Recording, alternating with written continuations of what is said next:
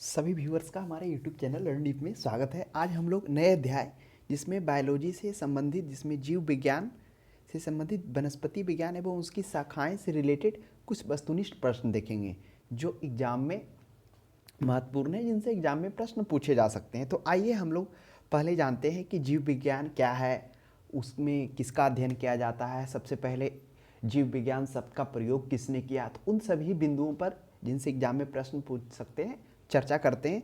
तो पहला प्रश्न है जीव विज्ञान शब्द का प्रयोग सर्वप्रथम किसने किया था। तो आइए हम यह भी साथ में जानते हैं कि जीव विज्ञान में आखिर किसका अध्ययन किया जाता है, इस शब्द का सबसे पहले प्रयोग किसने किया और इसे कितने भागों में बांटा गया है। तो जीव विज्ञान वह शाखा है जिसके अंतर्गत प्रत्येक प्रकार के जीवन का अध्ययन किया जाता है। जीव विज्ञान वही कहलाता है। सब इस शब्द का, जीव विज्ञान शब्द का सबसे पहले जो प्रयोग है फ्रांसीसी वैज्ञानिक जो थे लैमार्क और ट्रेविनेस ने 1801 ईस्वी में सबसे पहले किया था। जो जीव विज्ञान है वह ग्रीक के बायोलॉजी शब्द का हिंदी रूपांतरण है, जिसमें बायोलॉजी जो लिया गया है वह ग्रीक शब्द है जिसमें दो शब्द से बनाया गया, एक बायोस से BIOS बायोस जिसका अर्थ होता है लाइफ यानी कि जीवन, और दूसरा शब्द लिया गया है लोगोज LOGOS लोगोस जिसका अर्थ होता है अध्ययन। तो अर्थात बायोस का अर्थ जीवन और लोगोज का अर्थ अध्ययन।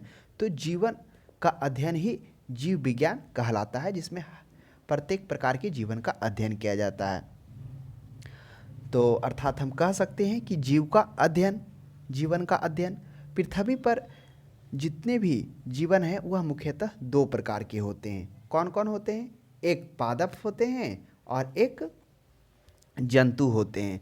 तो जो पादप जीवन होते हैं और जो जंतु जीवन होते हैं उसके आधार पर जीव जगत को दो भागों में बांटा गया है। किसके? एक जीव जगत और दूसरा पादप जगत। जीव जगत को हम लोग क्या कहते हैं? एनिमल किंगडम, और पादप जगत को हम लोग ये प्लांट किंगडम। तो अंग्रेजी में जंतु के लिए किस शब्द का प्रयोग किया गया? तो अंग्रेजी में जंतु के लिए फौना का प्रयोग किया गया है और इंग्लिश में फ्लोरा के लिए किया गया है। तो ये सभी जो चीज़ें हैं वो कभी कभी आपको एग्जाम में प्रश्न देखने को मिलेगा, तो यह जानकारी आवश्यक होता है कि इसे किस कैटेगरी में बांटा गया। अगर हिंदी में भी कभी कभी इससे रिलेटेड, इंग्लिश में भी कभी कभी चर्चा होती है, तो हम लोगों ने जाना किस प्रकार से जंतु को इंग्लिश में फौना और ये पादप के लिए फ्लोरा शब्द का भी प्रयोग किया गया है।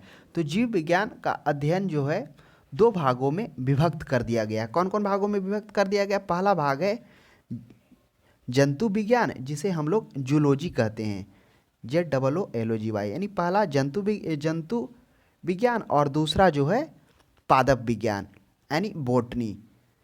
तो जंतु विज्ञान जो है वह भी ग्रीक शब्द यानी जूलॉजी से लिया गया है, जो किससे बना है? जून और लोजीज से बना है, लोगोज। तो जून का अर्थ क्या हो गया? जंतु हो गया, और लोगोज का अर्थ तो अभी हम लोगों ने देखा था अध्ययन होता है।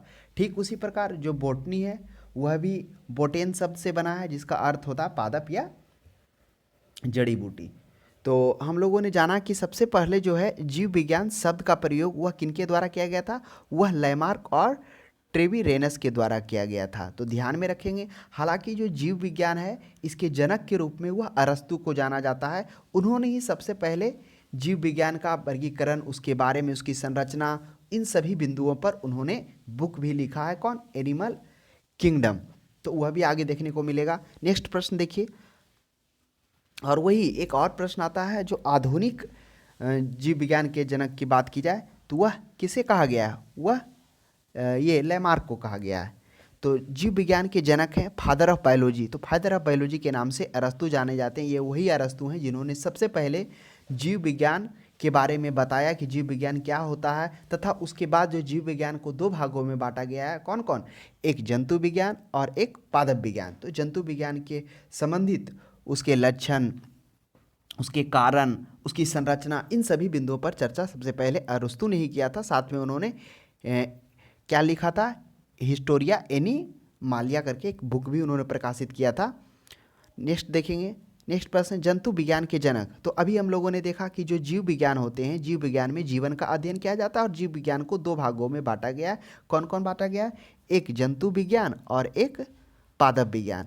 तो जंतु विज्ञान है, जंतु विज्ञान के जनक के रूप में किसे जाना जाता है? यह अरस्तु को ही जाना जाता है, क्योंकि उन्होंने ही सबसे पहले जीव विज्ञान उसके बारे में बता रहा था। हालांकि कहा जाता है कि अगर वो जीवित रहते तो शायद ये जो वनस्पति विज्ञान है उस पर भी वो अपना कार्य जारी रखते, लेकिन वह उनका काफ़ी योगदान रहा है। पूरा अपना ज़िंदगी का जो अरस्तु है अपना इसी में ही समर्पित किए, तब आज जाकर साइंस इतना आगे बढ़ा है और लोग बहुत कुछ जान पाए हैं। तो उनका काफ़ी योगदान रहा है। आगे आप देखेंगे किस तरह से अरस्तु के एक शिष्य थियोफ्रेस्ट होते हैं जो उनके साथ में सीखते हैं। बाद में जो उनके द्वारा जो दो भागों में बांटा जाता है, तो एक भाग को तो वो कर पाते हैं कंप्लीट, और दूसरा भाग में उनका जब मृत्यु हो जाता है तो उनके शिष्य थियोफ्रेस्ट वनस्पति विज्ञान के बारे में उसमें लिखना स्टार्ट करते हैं, जो हिस्टोरिया प्लांटरम के नाम से जाना जाता है। उन्होंने बोला जाता है कि इससे रिलेटेड उन्होंने 10 खंड प्रकाशित किए थे, 10 खंड लिखा था, जिसमें 9 खंड अभी भी है। और उस 9 खंड में बोला जाता है जो अरस्तु के द्वारा लिखा गया था हिस्टोरिया एनिमालिया, उसमें से जो वह बनाए थे खंड को लिखे थे, उस खंड में से 2 शीर्षक जो है जो थियोफ्रेस्ट लिखा है और अरस्तु, उन दोनों का शीर्षक का जो नाम है जो समान है, वो आगे हम लोग देखेंगे। तो इस तरह से जंतु विज्ञान के जनक के रूप में वह अरस्तु को जाना जाता है। नेक्स्ट प्रश्न देखिएगा, 4 में कह रहा है वनस्पति शास्त्र के जनक कौन है? तो वनस्पति शास्त्र के जनक कौन है? वह है थियोफ्रेस्ट। इन्होंने ही वनस्पति शास्त्र के बारे में लिखा है कि वनस्पति शास्त्र क्या होता है। इन सभी बिंदुओं पर सबसे पहले चर्चा किनके द्वारा किया गया था? यह थियोफ्रेस्ट के द्वारा किया गया है। तो थियोफ्रेस्ट, और ये जो थियोफ्रेस्ट थे यह कौन थे? यह अरस्तु के शिष्य थे। बोला जाता है कि जब अरस्तु ने जीव विज्ञान पर अध्ययन करना स्टार्ट किया, उसके बारे में लिखना स्टार्ट किया, उनसे संबंधित बिंदुओं पर जब उन्होंने चर्चा करना, वर्गीकरण स्टार्ट कर दिया, उसके लक्षण, तो उसके साथ में वह वहाँ पर थियोफ्रेस्ट उनके साथ में ही होते हैं। वह भी इन बिंदुओं पर गौर कर रहे होते हैं। जब उनकी अरस्तु की मृत्यु हो जाती है तब जो शेष बच गया था वह काम करने के लिए, जिस पर क्या कर रहे थे? अरस्तु वर्क कर रहे थे, उसमें से जंतु विज्ञान, जंतु शास्त्र, जंतु नहीं, वनस्पति शास्त्र तथा वनस्पति विज्ञान से संबंधित जो बुक हैं उसके बारे में जो वर्णन है, उसका संपूर्ण जो वर्णन है वह थियोफ्रेस्ट के द्वारा किया जाता है। इसलिए वनस्पति शास्त्र के रूप में थियोफ्रेस्ट को जाना जाता है। तो नेक्स्ट प्रश्न देखिएगा, उसके बाद 5 में कह रहा है क्या चिकित्सक शास्त्र के जनक किसे कहा जाता है? अब देखिए, चिकित्सा शास्त्र के जनक किसे कहा जाता है? तो चिकित्सा शास्त्र के जनक वह हिप्पोक्रेटस को कहा जाता है। आखिर इन्हें चिकित्सा शास्त्र का जनक क्यों कहा जाता है? तो आइए थोड़ा हम लोग संक्षेप में इनके बारे में जानते हैं। हिप्पोक्रेटस कौन थे? कहा जाता है, बहुत सारे किताबों को पढ़ने के बाद यही पता चला कि जो हिप्पोक्रेटस है उनका जन्म 460 ईसा पूर्व में हुआ था। उनके पिता मंदिर के पुरोहित थे और वह जो है घूम घूम कर लोगों को क्या करते थे? चिकित्सा शास्त्र के बारे में बताते थे। इसका वर्णन है जो अरस्तु ने भी इनके बारे में कहा है कि जो हिप्पोक्रेटस थे वह क्या कर रहे थे? घूम घूम कर लोगों को चिकित्सा शास्त्र का ज्ञान दे रहे थे। उन्होंने इसके बारे में कहा है।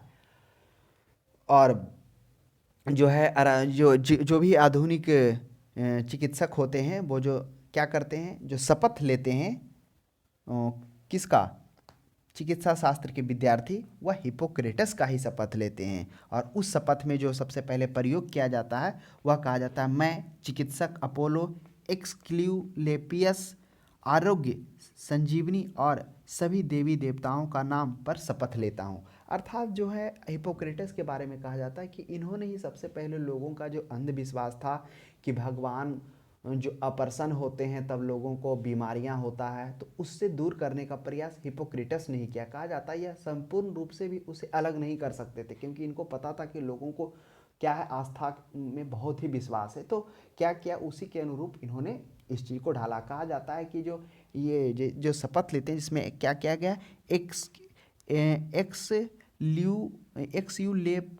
एक्सक्यूलेपियस का प्रयोग किया गया है वो शपथ में।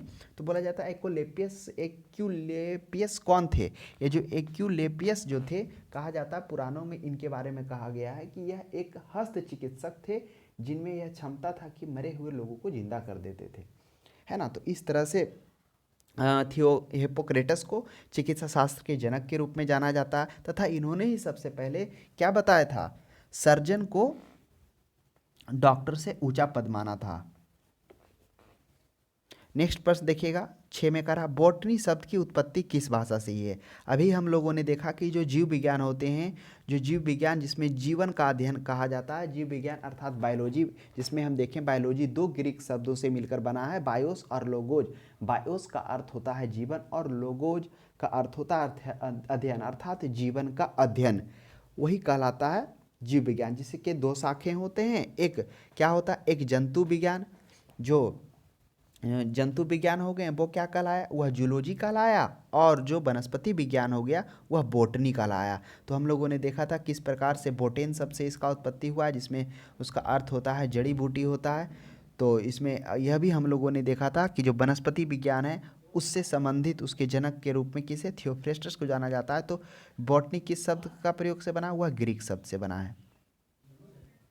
नेक्स्ट प्रश्न देखेंगे साथ में, हिस्टोरिया प्लांटम पुस्तक के लेखक कौन है। अब देखिए अभी हम लोगों ने चर्चा किया था जो हिस्टोरिया प्लांटम है वह किनके द्वारा लिखा गया था, यह थियोफ्रेस्ट के द्वारा लिखा गया था। लेकिन थियोफ्रेस्ट ने कब और किन परिस्थितियों में इस पुस्तक को लिखा था।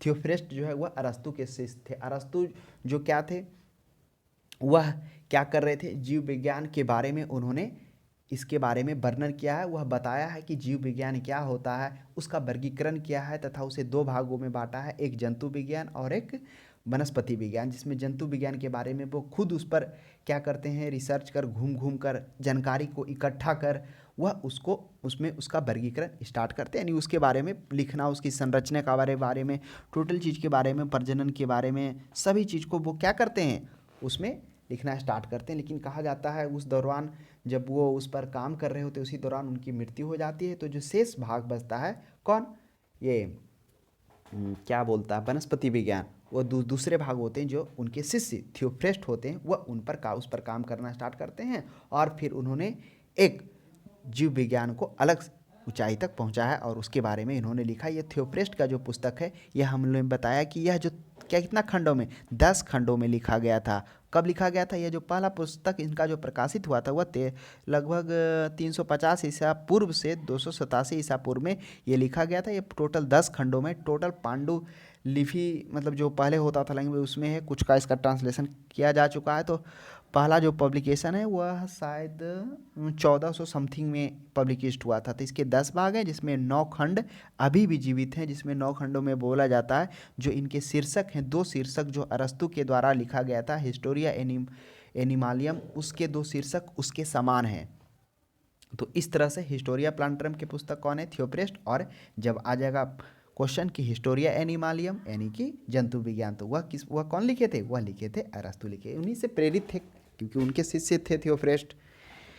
तो हिस्टोरिया एनिमालियम पुस्तक के लेखक कौन है, यह अरस्तु हैं। इसमें जंतु से रिलेटेड उसके बारे में, उसकी संरचना, उन सभी बिंदुओं पर इसमें चर्चा किया गया है और जो भी है उस पर घूम घूम कर उस पर अध्ययन कर इसमें जानकारी जो भी है दिया गया है। नेक्स्ट प्रश्न देखिएगा 9 में, चिकित्सा शास्त्र के विद्यार्थियों को शपथ किसकी दिलाई जाती है। अभी हम लोगों ने देखा था कि चिकित्सा शास्त्र के जनक के रूप में हिप्पोक्रेटस को माना जाता है। और जब चिकित्सा शास्त्र के यानी मेडिकल के जो विद्यार्थी होते हैं जब उनकी शपथ लेते हैं तो हिप्पोक्रेटस के ही शपथ लेते हैं। कारण क्या था कि चिकित्सा शास्त्र के जनक के रूप में हिप्पोक्रेटस को जाना जाता है। किस तरह से इन्होंने लोगों को, जो पहले अविश्वास था कि अगर लोग क्या होता बीमार होता है तो भगवान की अप्रसन्नता के कारण इस तरह से वो उनको आस्था में विश्वास था, लेकिन इन्होंने उसे दूर किया। हाँ, ये प्रत्यक्ष कटाक्ष रूप से इसका इन्होंने विरोध नहीं किया। वो धीरे धीरे क्या किए, इस पर बात किया। उन्होंने यह भी दिया कि अगर आप रोगी को कोई भी जिसको निरोग करना चाह रहे हैं तो उसके हर एक्टिविटी को आप उसको नोट करिए तथा उसे यह भी आप बताइए कि यह कब तक ठीक होगा, ताकि उनका कहना था कि अगर आपकी बातें ये सही होगी तो लोगों को आप पर विश्वास बढ़ेगा। तो स्वाभाविक सी बात है इस पर वो क्या करेंगे, विश्वास करना स्टार्ट करेंगे। इस तरह से उन्होंने धीरे धीरे क्या किए, उस आस्था को जो पहले भगवान की अप्रसन्नता थी उसको दूर करने का प्रकाश किया था। और इनके बारे में हम लोगों को देखा था 460 ईसा पूर्व में जन्म हुआ। इनके पिता मंदिर के पुरोहित थे जिन्होंने जो अपोलो के विद्यार्थी होते हैं जो शपथ लेते हैं उसमें कहा जाता है, मैं चिकित्सक अपोलो एक्सक्यूलेपियस आरोग्य संजीवनी और सभी देवी देवताओं के नाम का शपथ लेता हूँ। और जो एक्सक्यूलेपियस थे, ये एक्सक्यूलेपियस के बारे में कहा गया है पुराणों में, इनके बारे में जो वर्णन मिला, यह एक हस्त चिकित्सक थे जो अपनी योग्यता से लोगों को जीवित भी कर देते थे मरे हुए को। तो यही होगा हिप्पोक्रेटस ने यह भी बताया कि जो सर्जन होता है वह डॉक्टर से ऊंचा होता। वास्तविक में आज भी वैसा ही है। नेक्स्ट प्रश्न देखिएगा 10 में, वह विज्ञान जिसका संबंध जीवधारियों के अध्ययन से होता है क्या क्या कहलाता है। तो अभी हम लोगों ने देखा था वह विज्ञान जिसका संबंध जीवधारियों के अध्ययन से होता है वह कहलाता है, क्या कहलाता है, जीव विज्ञान कहलाता है। यानी इसमें क्या होता है, जीवन से जीव के जितने भी लाइफ होते हैं, लाइफ ऑफ जितने भी जीव हैं उसका अध्ययन किया जाता है, जिसमें हम लोग होता है जीव विज्ञान का अर्थ बायोलॉजी था, जिसमें बायोस प्लस लोगोस से देखा था, जिसका अर्थ होता था लाइफ, जीवन, अर्थात जीवन का अध्ययन को ही जीव विज्ञान कहा जाता था। इसमें संबंधित जीवधारी सभी आ जाते हैं, पादप और जंतु। नेक्स्ट प्रश्न देखेंगे 11 में, फाइकोलॉजी में किसका अध्ययन आया जाता है। अब आइए उससे के बारे में हम लोग अध्ययन करते हैं कि जिसके पेड़ हो गया, शाखा हो गया, झाड़ियाँ हो गया, उनसे संबंधित अगर उस पर अध्ययन किया जाता है तो उसे किस भाग में रखा गया, उसे क्या कहा जाता है। तो फाइकोलॉजी है, फाइकोलॉजी में जो है वह किसका अध्ययन किया जाता है, वह शैवालों का अध्ययन किया जाता है। अब शैवाल क्या है, थोड़ा शैवाल के बारे में हम लोग जान लेते हैं कि शैवाल क्या है। अधिकांश शैवाल जो हैं पौधों के समान सूर्य के प्रकाश की उपस्थिति में ही क्या करते हैं, अपना भोजन बनाते हैं और प्रकाश संश्लेषण की क्रिया करते हैं। यह एक कोशिकीय से लेकर बहुकोशिकीय होते हैं, परंतु क्या होता है, इनमें पौधों के समान पत्तियां और जड़ें नहीं होती है। इनकी संरचनाएं क्या होती है, भिन्न होती है, इसलिए इसके अध्ययन को फाइकोलॉजी कहा जाता है।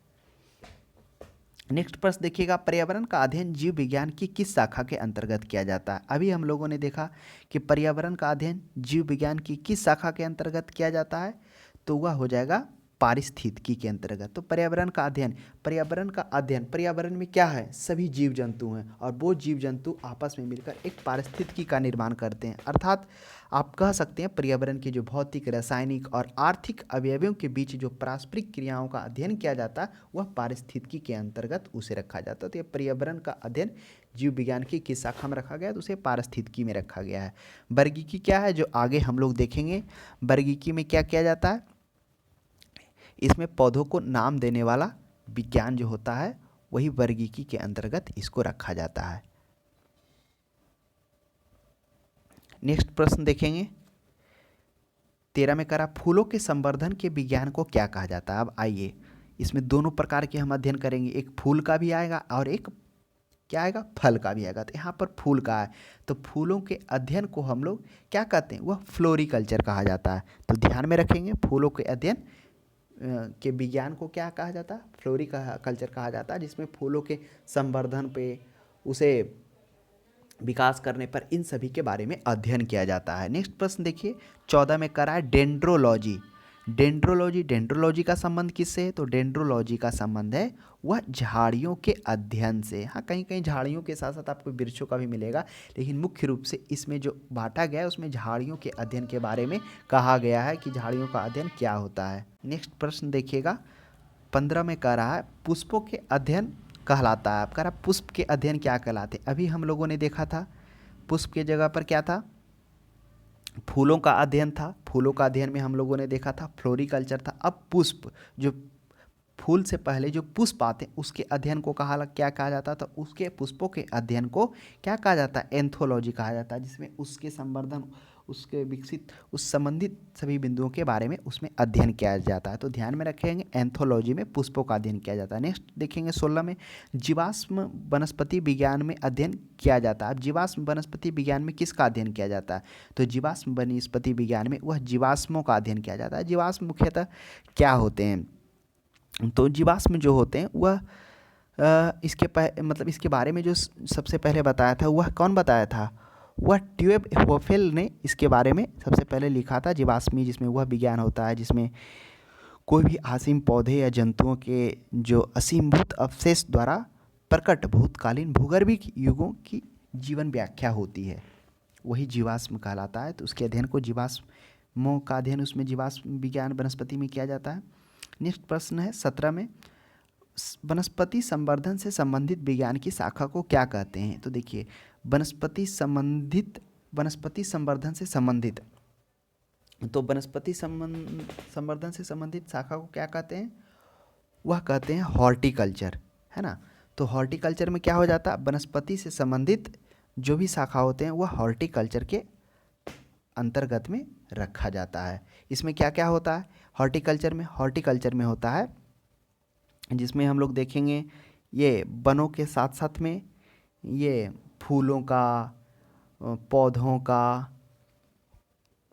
और क्या हो गया,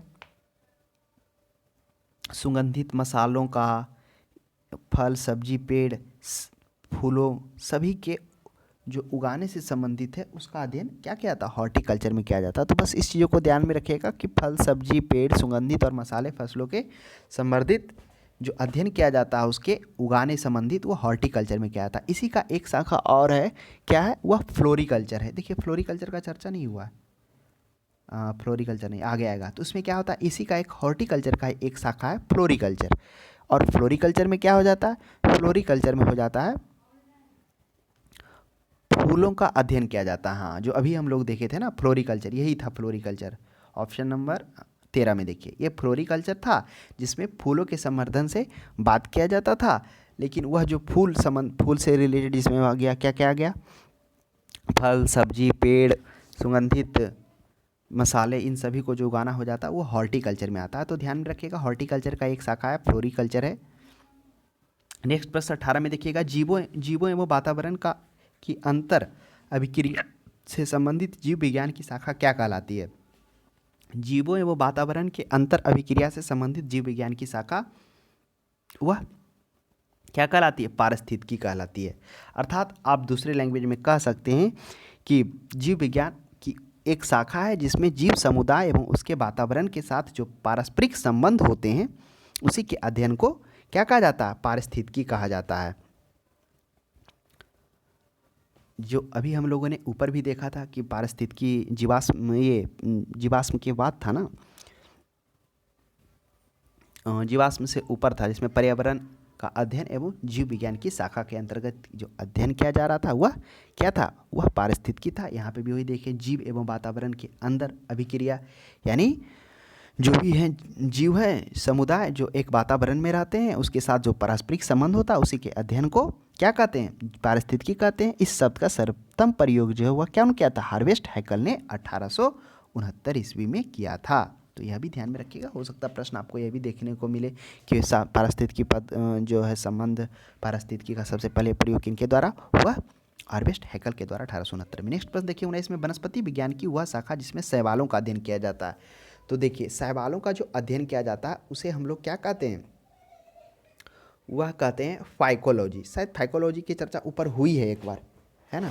फाइकोलॉजी में किसका अध्ययन किया जाता है, तो शैवालों का अध्ययन किया जाता है। तो ध्यान में रखेंगे वनस्पति की वह शाखा जिसमें शैवालों का अध्ययन किया जाता है वह फाइकोलॉजी कहलाता है। शैवाल क्या होते हैं, शैवाल हम लोगों ने देखा कि किस तरह से ये पौधों के समान होते हैं, वह प्रकाश संश्लेषण की प्रक्रिया करते हैं तथा अपना भोजन स्वयं बनाते हैं। यह एक कोशिकीय से बहुकोशिकीय होते हैं, लेकिन इनके पेड़ों के समान इसमें तने जड़ इत्यादि ये नहीं होता है। उसी के अध्ययन को फाइकोलॉजी कहा जाता है। उसके बाद एक वर्गीकी है, तो वर्गीकी हम लोग देखेंगे कि इसमें क्या हो जाता है, पौधों को नाम देने वाला विज्ञान होता है, यानी उसके वर्गीकरण के जंतु एवं पादप के जो वर्गीकरण होते हैं उसी को वर्गीकी क्या कहा जाता है, वर्गीकी कहलाता है। इसमें टैक्सोनॉमी कहते हैं।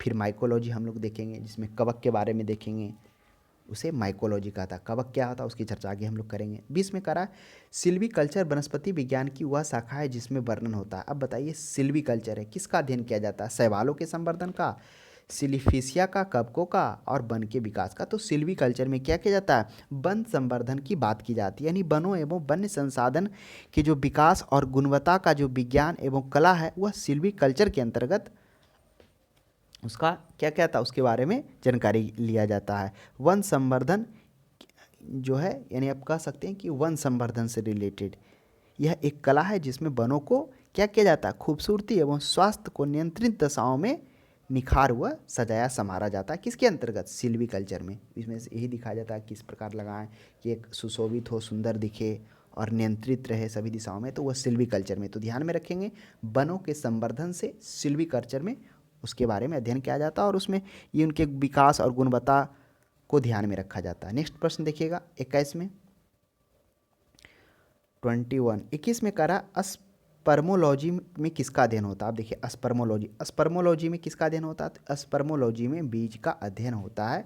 बीज के जो अध्ययन किया जाता है उससे रिलेटेड, तो वह स्पर्मोलॉजी में। नेक्स्ट प्रश्न 22 में देखिएगा, एग्रोस्टोलॉजी में अध्ययन होता है, किसका होता है? तेल बीज का, फसलों का, घासों का, फलों का। तो ध्यान में रखिएगा, एग्रोस्टोलॉजी में घासों का अध्ययन किया जाता है।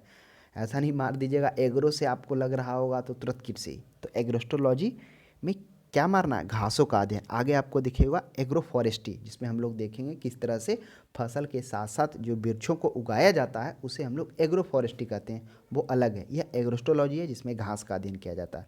नेक्स्ट प्रश्न देखिएगा, पेडोलॉजी। पेडोलॉजी में किसका अध्ययन किया जाता है?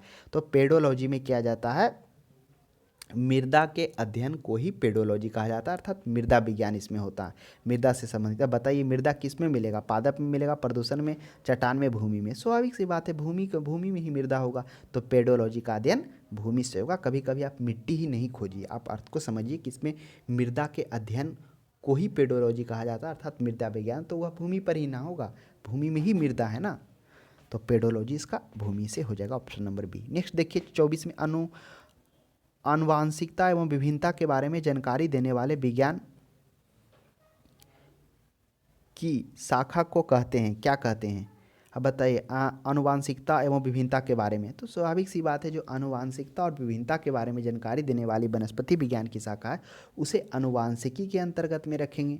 अभी हम लोगों ने देखा था जो आनुवांशिकी होता है वह क्या होता है? किसी जीव का जो आनुवांशिकता होता है उसके जनकों अर्थात पूर्वजों, माता पिता कि जनन कोशिकाओं द्वारा प्राप्त रासायनिक जो सूचनाएं होती हैं वही आनुवांशिक कहलाते हैं। तो वह से कौन सा विज्ञान शाखा कहते हैं? आनुवांशिकी।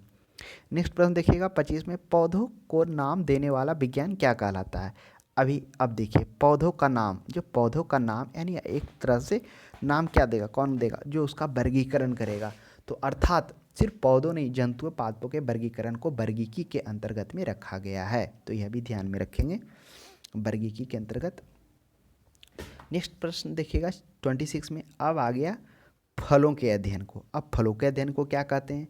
तो अभी हम लोगों ने इससे पहले क्या देखा था?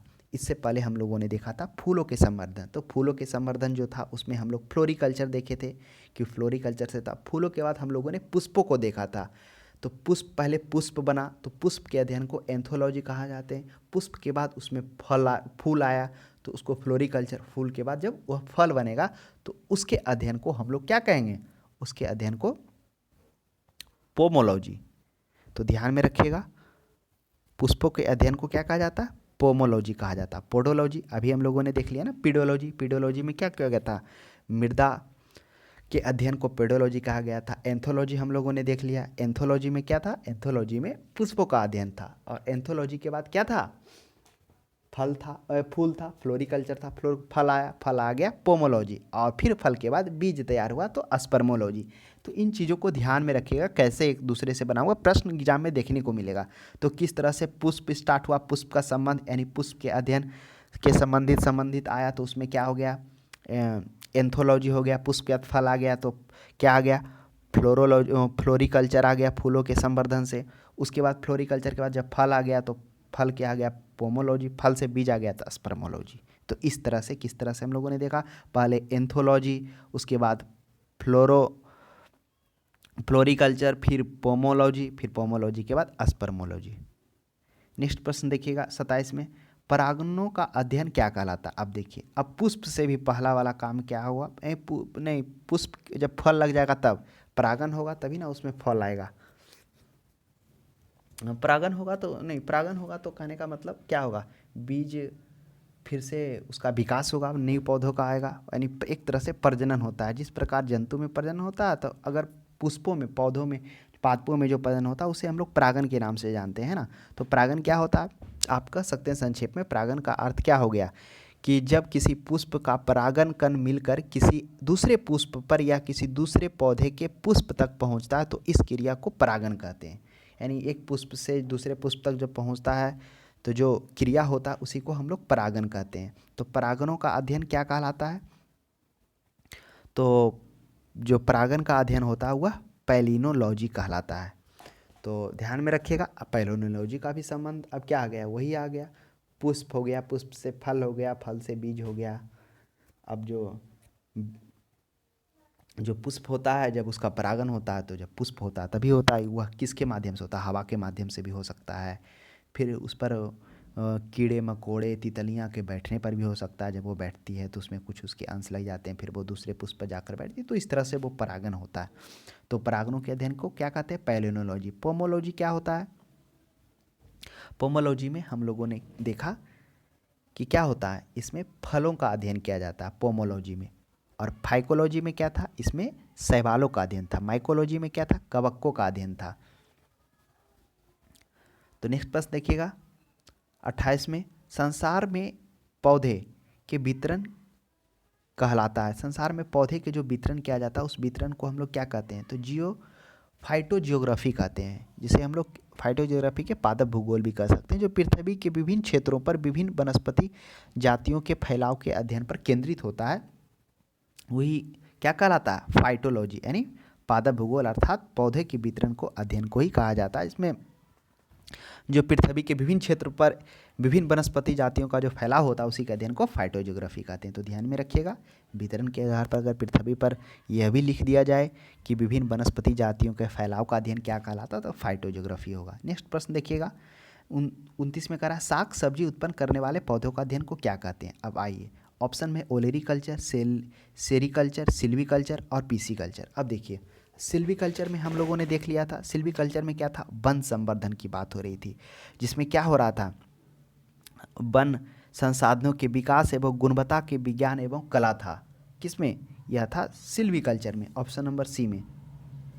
अब करा साग सब्जी से संबंधित, तो साग सब्जी से संबंधित पौधे के अध्ययन को क्या कहते हैं? ओलेरी कल्चर कहते हैं। तो ध्यान में रखेंगे, ओलेरी कल्चर में साग सब्जी से जो पौधों का अध्ययन किया जाता है ओलेरी कल्चर के अंतर्गत होता है। नेक्स्ट 30 में देखिएगा, वार्षिक वलयों का अध्ययन क्या कहलाता है? Dendrology, dendrochronology, agronomy, horticulture. तो करा वार्षिक वलयों, यानी इस वार्षिक वलय, आपको मालूम होगा ना, वृक्ष होते हैं, उस वृक्ष को जब काटा जाता है तो उसमें परत होता होगा, वलय ऐसे कर करके दिखता होगा। जब बड़े बड़े वृक्ष होता होगा तो उसमें वलय आपको अच्छा, तो उस वलयों के माध्यम से वृक्षों की आयु का पता किया जाता है। तो करा वही वार्षिक वलयों के अध्ययन को क्या कहते हैं? तो वह डेंड्रोकोनोलॉजी कहते हैं। आप ध्यान में रखिएगा, डेंड्रोलॉजी नहीं, डेंड्रोक्रोनोलॉजी, ऐसा नहीं मिस्टेक कर दीजिए आप डेंड्रोलॉजी मार दिए, क्योंकि डेंड्रोलॉजी भी ऑप्शन में है।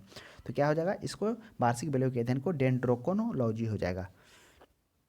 नेक्स्ट प्रश्न देखिएगा, करा है 31 में, सजावटी वृक्ष एवं झाड़ियों के संवर्धन से संबंधित अध्ययन को क्या कहते हैं? जिसमें सजावटी वृक्ष और झाड़ियों से, यानी एक तरह से आप कह सकते हैं जो बारहमासी वृक्ष होता है जिसका उपयोग सजावट के कार्यों में किया जाता है, उस प्रकार के अध्ययन को हम लोग क्या कहते हैं? तो आर्बोरी कल्चर कहते हैं। तो इन चीज़ों को ध्यान में रखिएगा।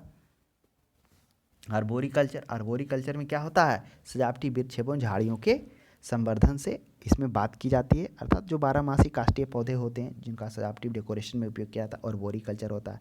सिल्वीकल्चर हम लोगों ने देख लिया, वनों के संवर्धन से उसमें उसकी गुणवत्ता विकास का जो विज्ञान एवं कला का अध्ययन होता है उसको सिल्वीकल्चर कहते हैं। ओलेरीकल्चर भी अभी हम लोगों ने देख लिया। क्या था ओलेरीकल्चर में था साग सब्जियों के अध्ययन को। नेक्स्ट प्रश्न देखिएगा 32 में करा, पौधे के आंतरिक संरचना का अध्ययन क्या कहलाता है? अब बताइए, पौधों के आंतरिक संरचना का अध्ययन क्या कहलाता है? अभी हम लोगों ने देखा था कि जो पौधे होते हैं उसके वार्षिक वलयों के अध्ययन को डेंड्रोकोनोलॉजी कहता है।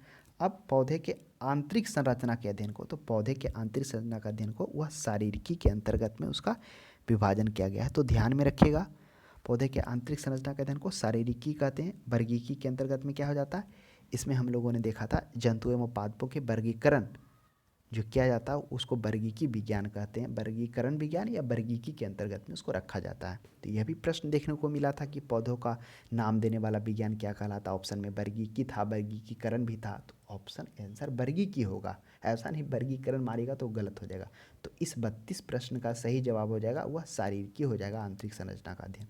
नेक्स्ट प्रश्न 33 में देखिएगा, पादप विज्ञान की शाखा कवक शास्त्र में किसका अध्ययन किया जाता है? अब देखिए कवक के बारे में जानते हैं। कवक में हम लोगों ने अभी देखा पादप विज्ञान कवक, जो कवक का अध्ययन होता है वह माइकोलॉजी में कवक का अध्ययन किया जाता है। अर्थात जो कवक शास्त्र होता है उसमें किसका? फफूंद का, कीट का, पादप का, सदा, तो इसमें फफूंद का अध्ययन किया जाता है। कवक क्या होता है थोड़ा समझिए संक्षेप में। कवक का जो अध्ययन होता है वह कवक विज्ञान माइकोलॉजी कहा जाता है। इसमें से कुछ लोगों का जो मत है, कहा गया है कि पादप की उत्पत्ति शैवाल में पर्णहरित की हानि से हुई है। तो यदि वास्तव में अगर ऐसा हुआ है तो कवक को हम लोग पादप सृष्टि में रखना उचित समझेंगे। लेकिन कुछ लोगों का मत है कि जो कवक का जो है वह शुरू से ही उसमें पर्णहरित नहीं है। इससे पता चलता है कि उसे एक अलग सृष्टि में उसका अथी में रखेंगे, एक अलग भाग में रखेंगे। तो इस तरह से कवक जो है उसमें जो अध्ययन किया जाता है फफूंद पर, कवक मुख्यतः देखा जाता है। तो अभी मतलब 80 से 90 हज़ार कवक पाए जाते हैं, जिसे विभिन्न कैटेगरियों में बांटा गया है। किसके आधार पर? भूमि के आधार पर। भूमि में जिसमें ये बहुत सारा मिलेगा, साइनो, उसके बाद पेंसिलियम, फिर वायु में, फिर चर्म पर यानी चमड़े पर जो होता है, जो उसे क्या करता है, मलिन कर देता है। तो ये सभी कवक ही होते हैं, है ना। पाँव रोटी या खमीर से जो आप आटा से जो पाँव रोटी बनाते हैं उसमें इसी कवक का योगदान होता है। तो इस तरह से इसकी 80 से 90 हज़ार प्रजाति हैं, जिसे मुख्यतः 8 से 10 कैटेगरी में रखा गया है, जो हर एक वातावरण में अपने आप को अलग अलग कुछ कुछ कवक हैं। तो फफूंद का अध्ययन किया जाता है, ध्यान में रखेंगे। नेक्स्ट प्रश्न 34 में देखिएगा, एग्रो फॉरेस्ट्री। काफ़ी अच्छा प्रश्न है। अभी देखिए इसकी चर्चा हम लोग ऊपर किए थे। कब किए थे? जब हम लोगों ने एग्रोस्ट्रोलॉजी का अध्ययन किया था। एग्रोस्ट्रोलॉजी में क्या था? उसमें घासों का अध्ययन। तब हम लोग इसकी चर्चा किया था कि अगर एग्रो फॉरेस्ट्री एक होता है जिसमें कृषि के साथ साथ उस भूमि पर काष्ठीय बारहमासी वृक्ष लगाना होता है, वह एग्रो फॉरेस्ट्री के अंतर्गत में आता है। इसमें फसल के साथ साथ पेड़ एवं झाड़ियों को समुचित प्रकार से लगाना, दोनों के लाभ प्राप्त को कृषि वानिकी, एग्रो फॉरेस्ट्री का मतलब क्या हो गया? कृषि वानिकी भी कहते हैं। तो ध्यान में रखिएगा, इसमें कृषि के साथ साथ उस भूमि पर काष्ठीय बारहमासी वृक्ष, झाड़ियाँ, उन सभी को क्या किया जाता है? एक समुचित प्रकार से लगाया जाता है। नेक्स्ट प्रश्न 35 में देखिएगा, वृक्ष संवर्धन में किसका अध्ययन किया जाता है? वृक्ष एवं वनस्पति की खेती का, पादप जीवन विज्ञान का, बागवानी का, फसल। तो वृक्ष संवर्धन में अभी हम लोगों ने देखा था ना, वृक्ष यानी वनों के संवर्धन में था, वो सेलेरी कल्चर था। वन था, वन में वृक्ष भी होगा, झाड़ी भी होगा और अलग अलग सब कुछ होंगे। वृक्ष के संवर्धन से वृक्षों एवं वनस्पति की खेती का यही अध्ययन किया जाएगा इसमें। नेक्स्ट प्रश्न देखिएगा 36 में कह रहा है, जीव द्रव के पृथक्करण एवं संयोजन से संबंधित वनस्पति विज्ञान की शाखा क्या कहलाती? अब जीव द्रव के पृथक्करण एवं संयोजन से agriculture, horticulture, tissue culture, aquaculture. तो वह हो जाएगा जीव द्रव के पृथक्करण एवं संयोजन के अध्ययन को टिश्यू कल्चर कहा जाता है। तो ध्यान में रखिएगा, ऑप्शन नंबर सी हो जाएगा। हॉर्टिकल्चर में क्या था? हॉर्टिकल्चर में हम लोगों ने देखा था फल, सब्जी, पेड़, सुगंधित एवं मसाले वाली फसलों के संवर्धन के अध्ययन को हम लोग क्या कह रहे थे? हॉर्टिकल्चर कहा जा रहा था। उसी का एक विज्ञान, इसी का एक शाखा क्या था? फ्लोरिकल्चर था, जिसमें हम लोगों ने फूलों के संवर्धन के विज्ञान के अध्ययन के बारे में जाना था। नेक्स्ट प्रश्न देखिएगा 37 में, निम्नलिखित में से कौन सा एक सही सुमेलित नहीं है? अब मिलान करना है कि सुमेलित कौन है। फूलों की खेती, अब फूलों की खेती को फ्लोरिकल्चर कहते हैं। अब बताइए, फूल से पहले क्या होता है? पुष्प होता है। पुष्प का हम लोगों ने क्या देखा था? पुष्प के बारे में हम लोगों ने देखा था एंथोलॉजी। तो एंथोलॉजी, फिर फ्लोरिकल्चर। अब फूल से बीज बना, स्पर्मोलॉजी। और बीज से पहले एक क्रिया और हुआ था, परागन। तो जो परागन था, परागन के अध्ययन को क्या कहा जा रहा था? आप हमें बताइए। नेक्स्ट प्रश्न बी में देखिए, फसलों की खेती। फसलों की खेती में एग्रोनोमी में फसल होता है, इसमें वो खेती किया जाता है। अब सब्जियों की खेती, हॉर्टिकल्चर। अब बताइए, साग सब्जी में क्या हॉर्टिकल्चर था? बिल्कुल नहीं। साग सब्जियों के अध्ययन को ओरबोरिकल्चर कहा जा रहा था। क्या था? ओलेरी कल्चर। ओरबोरी नहीं होगा, ओलेरी कल्चर, है ना। आर्बोरिकल्चर में तो सजावटी वृक्ष आ जाता, थोड़ा सा अंतर। तो हॉर्टिकल्चर में क्या था? फल, सब्जी, पेड़, सुगंधित और मसाले वाली फसलें के उगाने और संवर्धन से संबंधित था हॉर्टिकल्चर में। डी में फलों की खेती को क्या कहा जाता था? फलों की खेती को पोमोलॉजी। तो अब हम लोग देखिए, अब एक बार फिर से देख लेते हैं। पुष्प का हो गया, पुष्प के संवर्धन, पुष्प के अध्ययन के क्या आ गया? एंथोलॉजी। पुष्प के बाद क्या आएगा? उसमें फूल आएगा, तो फूलों को फ्लोरिकल्चर। फूल के बाद क्या आएगा? उसमें फल आएगा, तो पोमोलॉजी। फल के बाद क्या आएगा? फल के बाद आ जाएगा उसमें बीज आ जाएगा, तो स्पर्मोलॉजी। और एक और था, क्या था? वह था परागन। तो जो हमने आपसे पूछा था, तो परागन के जो अध्ययन होता है वो क्या कहलाता? पैलिनोलॉजी। तो ध्यान में रखिएगा। तो आज के लिए इतना ही। आशा करते हैं यह आपको क्लास अच्छा लगा हो, आपको यह क्लास कैसा लगा आप हमें ज़रूर बताएं। अगर इससे रिलेटेड कुछ क्वेश्चन हो, क्यूरी हो, तो आप कमेंट बॉक्स में कमेंट कर सकते हैं। तो आज के लिए इतना ही। अब हम लोग किसी अगले क्लास में नए सब्जेक्ट के साथ, न्यू टॉपिक के साथ मिलते हैं।